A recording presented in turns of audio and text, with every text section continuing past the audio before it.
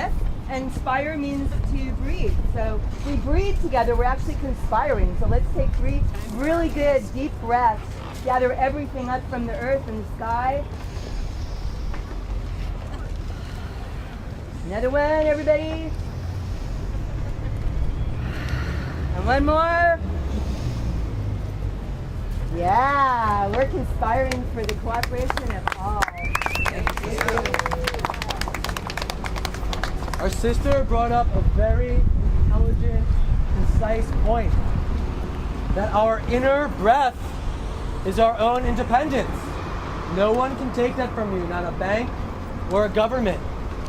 So at any time, in any place, when you feel you need to be grounded, just breathe. That is yours and no one can take that from you. My name is Matthew Schuldkreg. I'm from Occupy Venice and I stand here with you. I stand here with the Occupy movement under a greater cause of change. And not a greater cause of change, we're going to talk about it and plan together. We're going to form communities together.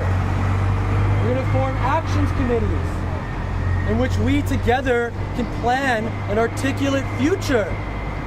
One that involves sustainability and permaculture and generosity. Sharing is caring. Giving is receiving. We learned these lessons at an early age. We are Venetians. We are creative. We are intelligent. We are filled with bliss. We are filled with love. Now is our time. We are the ones we have been waiting for. Woo! Yeah! We are the ones we have been waiting for. This is not a short attention span. This is not a video game. This is not a movie. This is matter. This is life. This is ether. This is us.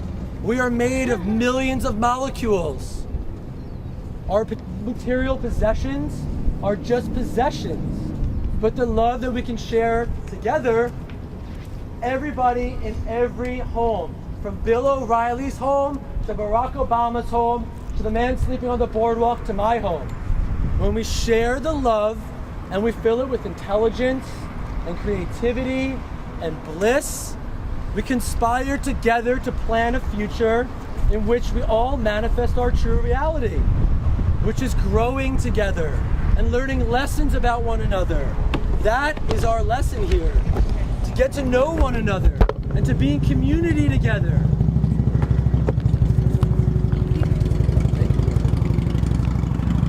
He just presented a beautiful opportunity to learn from.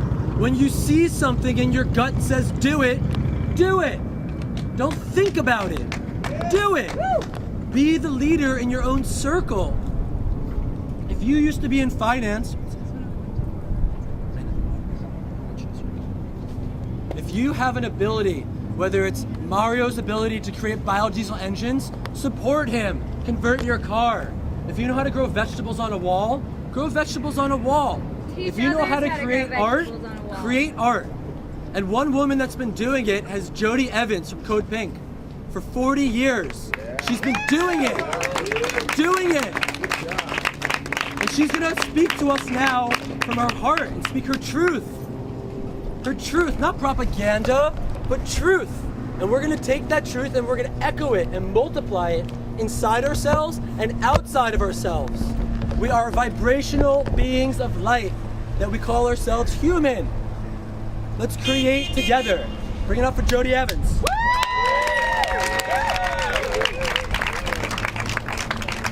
So this is so exciting because I was at Wall Street the first day, and just the beginning of something is a birthing, and it holds with it like a possibility.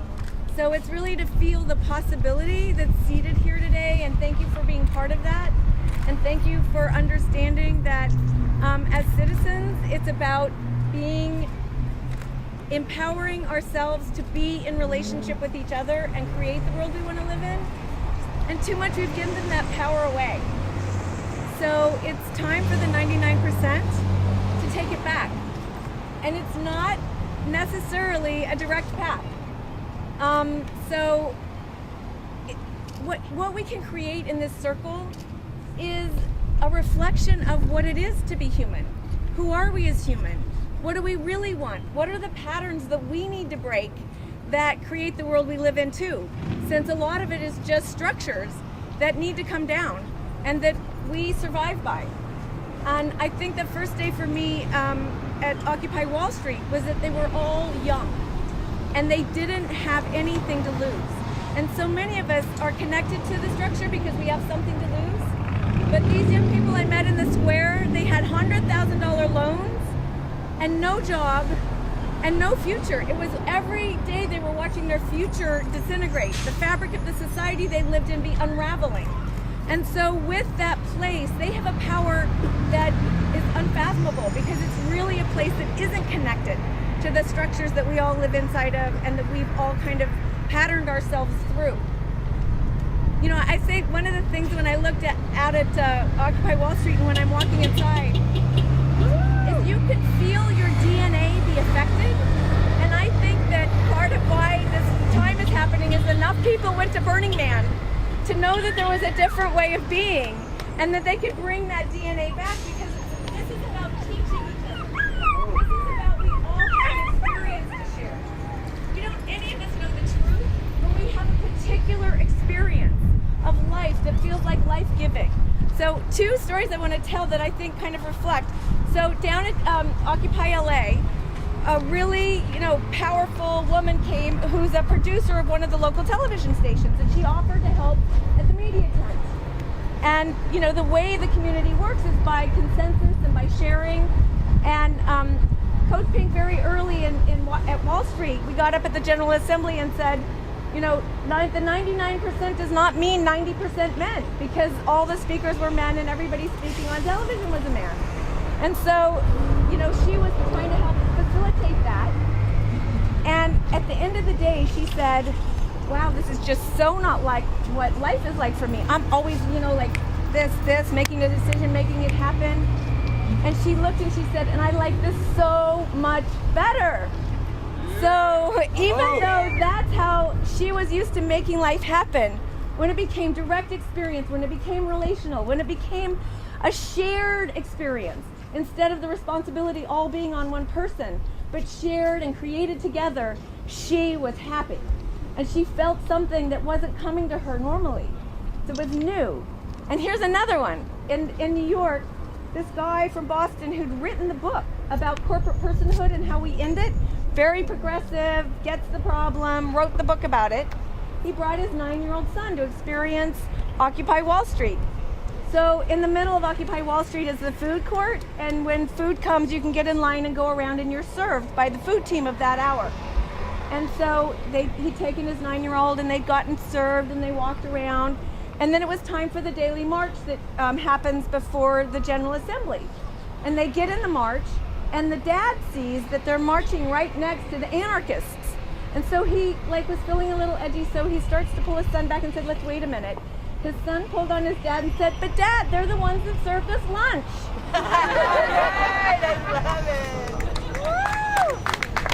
So, at Occupy Wall Street, it's the Tea Party, it's the anarchists, it's the Ron Pauls, it's the Code Pinks, we're there together to remember that we are all one. And how do we be together in that? Power is disrespectful, it's irresponsible. How do we become respectful and responsible? What does that look like? What does it feel like? Because really, to pull it down, we just have to create the other world that's possible and alive into being. Because everyone will choose that one. We're all stuck in boxes. It's part of why no demands. It doesn't mean demands won't happen out of this movement, but it means the movement does not have one demand. Power, the way it gets away with what it gets away, it's hard to grab. It's hard to figure out what it is and define, so it stays amorphous. So we can't get at it, right? We're going to become that amorphous. We are the 99%. We are too big to fail. It is, if we're following off these powers off a cliff, no. Finally, this organism has said no. And slowly you're watching it come alive to the no. We are not going to go off the cliff with you. This is not the way we relate to each other. And another story out of Wall Street is the direct experience piece. So much of what we do is so far from having a direct experience, even in our activism in the last 10 years, which we get really comfortable about virtual activism, but are we really in relationship with the person, with the story, with the experience, with the thing that it is? So over the last week in New York, a lot of very wealthy people were coming up like, where do I give my $20,000, $10,000? But if you bring your money into the situation, the place that we're trying to change, again, you're trying to like buy somebody to do your work as a citizen. If it's about giving and receiving, if you walk through and you find out what from you is needed in the community, if you notice the need and you fulfill it, you're having a direct experience. You are part of it instead of giving that power away to somebody else. Oh! And when you give that power away, part of what we do when we give power away is we give too much responsibility to someone and they can't handle it. Oh! So it's like, how do we figure out where is our responsibility? How do we share together? Nobody should have to hold any level of responsibility by themselves. It's too much. It's like, it's not like making the people bad that are doing anything. It's that the structure itself is inhuman. Yeah. And so how do we bring the humanity back? And that's what we practice together. Here's this great petri dish of possibility to explore, because it will come up against our edges here. So it's to be really considerate, to be really open-hearted, to be relational, to feel what you feel and say, oh, at that edge, wow, look at this pattern I play out myself. And then be compassionate with each other and full of forgiveness and full of just like, oh my God, we're in creation. It isn't, we're in the mystery, we're in the place where we were meant to live. So explore it together. Tell each other your stories. Share your stories, tweet out your stories. Tell your friends to come explore and express and play, and because life is meant to be fun and joyful and rich and rewarding. So I just encourage everyone to invite your friends down, to offer what you have to offer to the community and not make your offering a burden. To find the edge of where can I offer, and because it like Matthew said, it's about giving and receiving. They're the same thing. So unless you can give in direct experience, you won't be able to receive back. And one of the most fun things at the General Assembly is, like, the first time you do it is to get back your own voice. And so I encourage, when you have your General Assembly, to use the human microphone, because it is the way we share. It's like it goes through the DNA. Whatever came from who's here comes through you as it comes back out and is shared. And there's nothing like saying, because you fall in love. What happens is, this is the circle to fall in love with. Practice it now. Everyone. So when something's happening and you need attention to something, if somebody yells out, mic check, Mic check. mic check, Mic check. there's somebody on the Main Street video side that needs help. There's somebody on the Main Street video side that needs help. Is there a doctor in the house? Is there a doctor in the house? All right. I love you.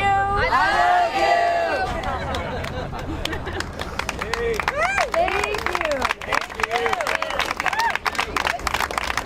So remember, if you feel that you're taking on too much, it means you're taking on too much.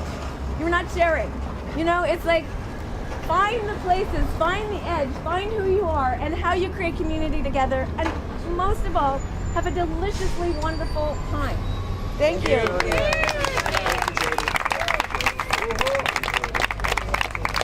And make sure it's not 90% men and it's not 90% women, but it's a weaving back and forth between the feminine and the masculine. Thank you. Thank you. So part of our purpose for gathering now is planning. Okay, it's not just hearing people speak. We're gonna have some music, but let's find circles inside of ourselves within these groups right now and have a conversation. Have a conversation amongst the people you're around right now. Got it. Done. 5 people around you. Over there. Done. Form a circle and talk about the issues that are affecting you right now. Over here and over here. Let's have a conversation and let's go over to that piece of paper and write down our ideas for Venetians planning a better future for Venetians. That way we can help ourselves to help others. Hey, you guys, let's get a group photo. This is a historic moment.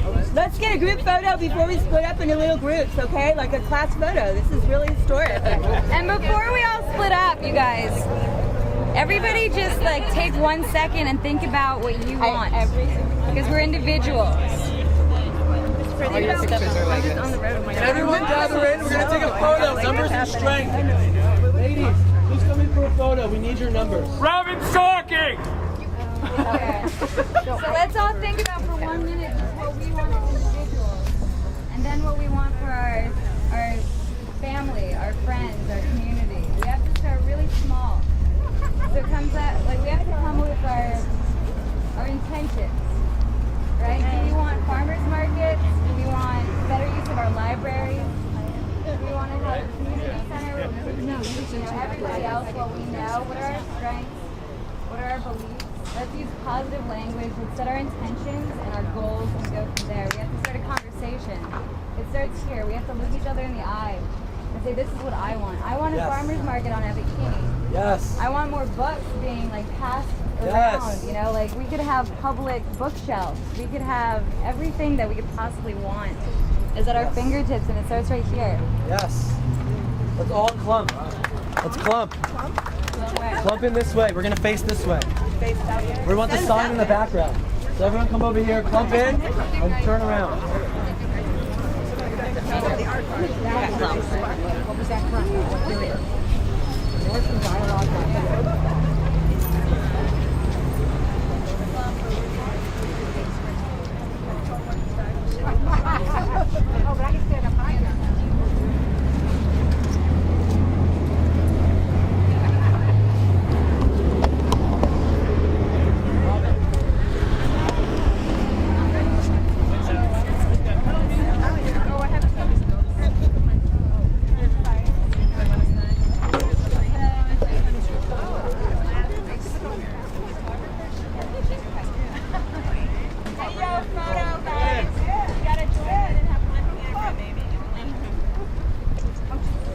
Photographers, we need you too.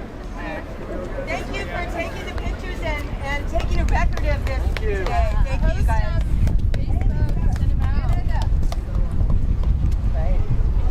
Feel the vibration in this group.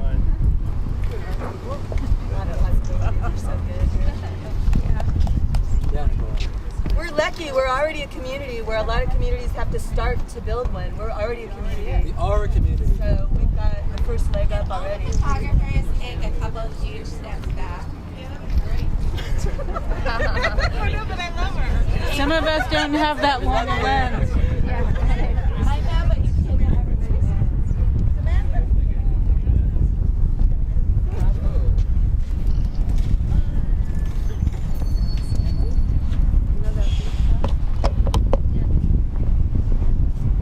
Well, it's quiet. I'm going to let people know Jody's speaking at Green Festival at the end of the month. It's 2 different sessions on the 29th and 30th. Wow. One on women power and media and one on peacemaking, right? Thank you. We are Venice.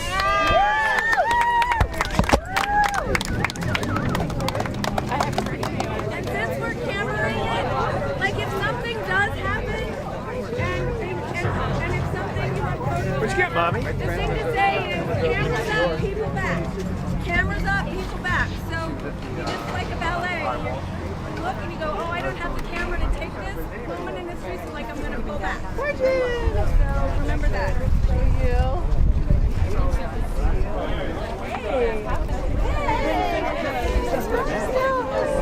Very good.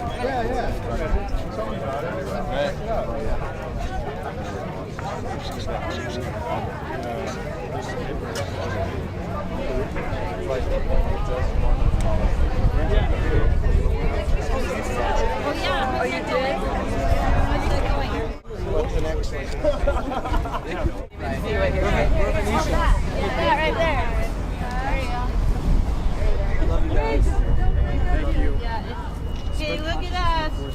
We will.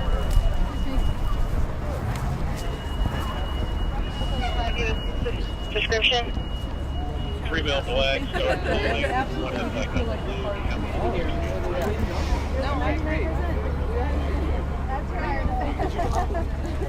Did everyone hear what she said? Can you repeat yourself, please? I'm just saying that we do absolutely feel that we're part of the community. She absolutely feels that she is part of the community. They're here for us, they're here with us. As long as we stand together, they're not working for corporations. We are our government. We are our police. We are our firefighters. We support them. We are. Well, she doesn't. She's out there taking responsibility. Yes. We aren't taking. Thank you. All right. Ricky with the late arrival. They are us. Yeah.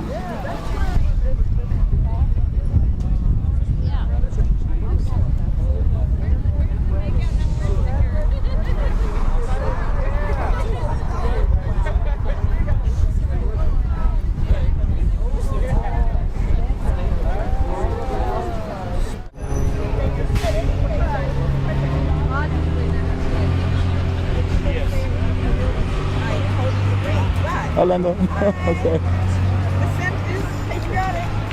Let me see. The scent is patriotic. Beautiful. Okay. Take it like that. We have that? New car fund. So you're just there now doing your It was in Paris, month of June. Oh, lovely. Yeah, it was rained the most. It rained the most of the time, but it was beautiful. Oh.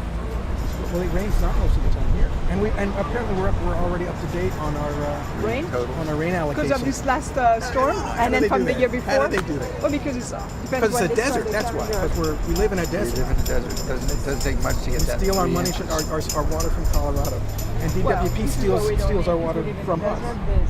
Well, there is It's that. not indigenous to the desert. Which brings me to my other subject, because I want to make my front yard the walks. Zero escape? No. I want to feed the neighborhood with it. I want to make it into my front yard. I just went yesterday to a square foot gardening workshop. I'm getting the book. Come on over. I'll show you. It's perfect. And right now, Are you building your bed? I'm going to the sustainable something workshop. It's held at Santa Monica College, and I'm going to. It's amazing. Before you bet, but there's a special mixture they recommend for what you put in your bed. So I got all the notes. I mean, the book's coming. You should come on over because he's done it for a long time and you yield a lot. And there's a lot of how you put it in there. Okay. Because we're doing 3 beds in the front. Are you familiar with Milpas? Milpas, California? Milpas, well, that's where the name came from. But Milpas is the Spanish. It's like the longest sustainable, continuously sustaining plot of land. It's all with corn, all the squash, all the I'm not going to do that offset each other. Crop rotation and crop exploration. Yeah, you have to rotate your crops. There's crop rotation, and there was another one you mentioned. But I'm convinced that in a 10 by 15 square foot area, you can feed not just a family, but you can feed a block of people. You should see how much you yield from the square foot because you really have to divide your bed in squares. Yeah. And then in the little square, I'm going to do. No, it's fine. I know, but I want to grow it in the ground too. I don't want to raise garden. But then I may not be legal. You just make your X's with it. It's yeah, I literally remember I got a text from Robin, and then when you said this morning, I was like, oh shit, I was listening to a radio program 90.7 FM.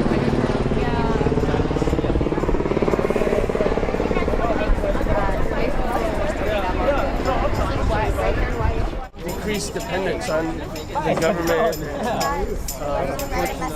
As far as like there's financial, there's there's stuff like garbage trucks. We don't really need that much garbage trucks. If we could just take care of our garbage, we need to start keeping our own garbage here and creating compost. And get away from the banks and learn more about credit unions and just boycott them. Yeah, make art like this that makes people think. Like that guillotine, and that's what I'm going to start doing. I'm going to start doing videos and showing people. My name is Mario Aguirre. Yeah. And so there's so many ways that that we could live without the government. We don't need the government so much.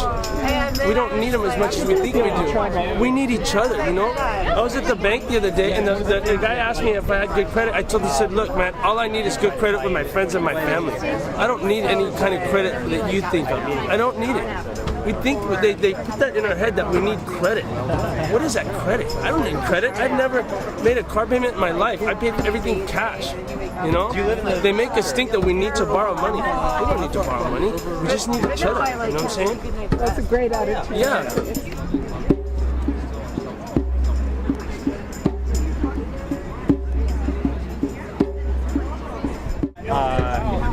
That funnels wealth into the hands of a few and impoverishes the many.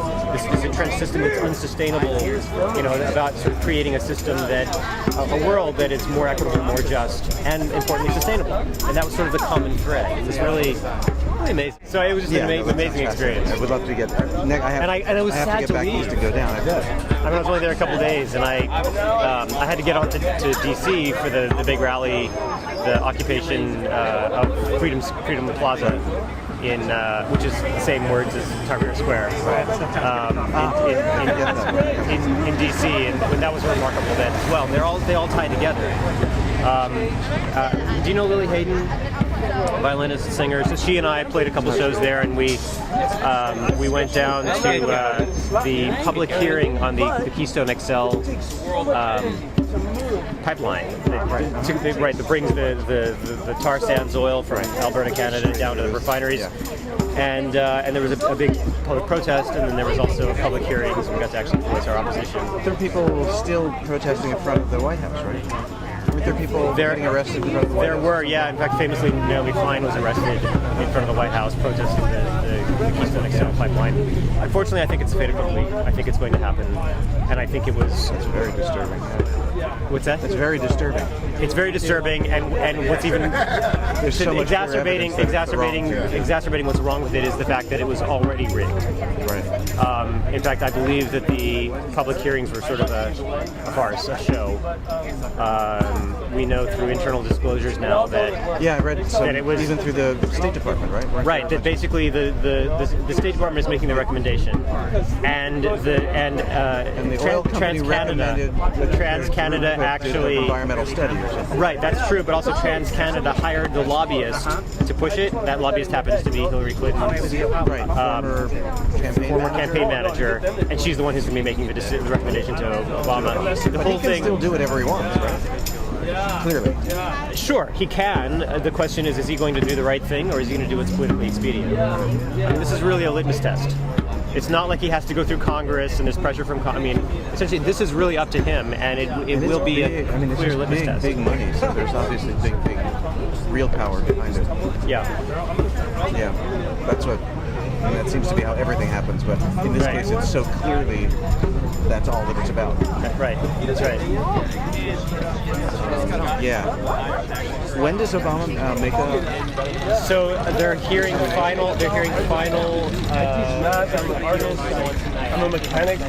You know, I just got my car to run on canola oil. It's running on canola. Yeah, it's a 4Runner. I took out the engine and I put a turbo diesel into it. And I put in a whole system that uses stuff that people were throwing away to fuel my vehicle. It uses garbage to fuel. Yeah, I live like a worm. It's the end. Because worms just get free stuff, right? And you're turning. And I'm like a worm, you know? What's up, Doc? Yeah. So that is, to me, if I can put that in your head, just like get some worms and your life will change, man. Because you will understand the flow of materials. Where does it come from? Where did this come from? How many trees? Or what forest? Was this cut down illegally somewhere in another country? Well, I've seen it. I've seen it when I go surfing. You fly over the forest and you see patches. And we're here just throwing it in the garbage, bro, right there. Just so we can use gas to move it somewhere else. You know what I'm saying? Like nobody wants it. So that's big. Yeah. I'm sure. Yeah. No, I have plans. It sounded like they figured it. I'm telling you, bro. No, I mean it's.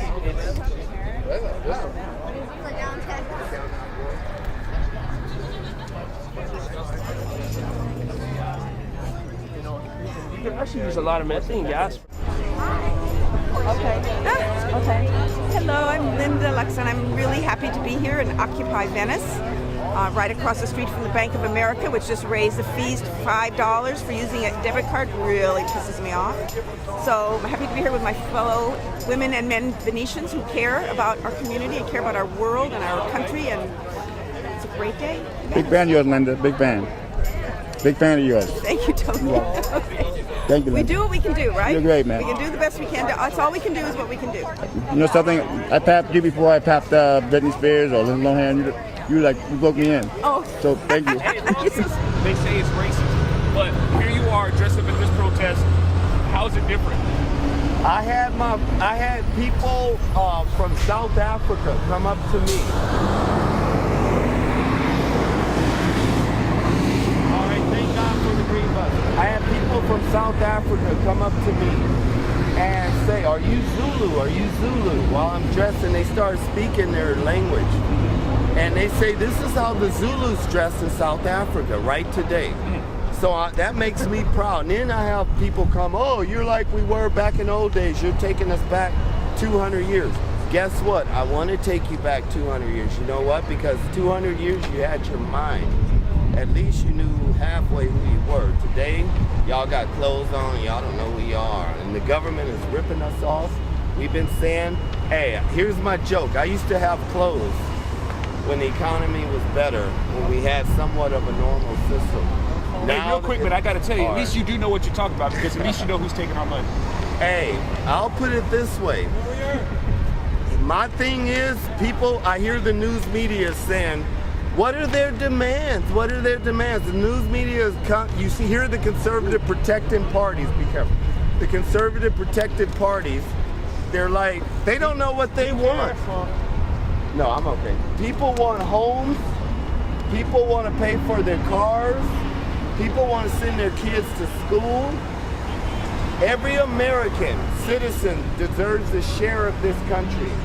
I demand, here's my demand, $1 million for each American, a bond, so that you can take care of your kids, your family, your home, and you put $500,000 in the bank, and the other $500,000 goes for your house, your car, your kids' education. That's what the demands are. Now, $1 million bond. Isn't the government going to have to take money from people to be able to meet that demand? No. Where did they get it from? Put it this way. Half the money is wasted. This is a $100 trillion economy.